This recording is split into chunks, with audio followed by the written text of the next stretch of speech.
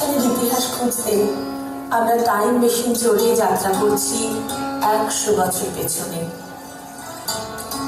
1901 সালে রানী ভিক্টোরিয়ার ছেলে এডওয়ার্ড রাজা হওয়ার পর কলোনিয়াল বাংলার সাজসজ্জায় সেই ঢেউ এসে লাগলো। 1920 পর্যন্ত বাঙালি রমণীর ব্লাউজের কাট এবং হাতার এমব্রয়ডারিতে ছিল এডওয়ার্ডিয়ান স্টাইল, বাঙালির সেই প্রথম ফিউশন পোশাক। সাজগোজে সিনেমা আর সাহিত্যের প্রভাব থেকে কি আমরা আজও মুক্ত? 2002 সালে দেবদাস মুক্তির পর আটপৌরে শাড়ির স্টাইল অসম্ভব জনপ্রিয় হল। বঙ্গ নারী মেধায়, শিল্পে, সংসারে, কর্মক্ষেত্রে, ফ্যাশনে, রঙে ঢঙে স্বাধীন, চেতনাশীল ও অনন্যা। চিত্ত যেথা ভয় শূন্য, মুক্ত যেথা শির।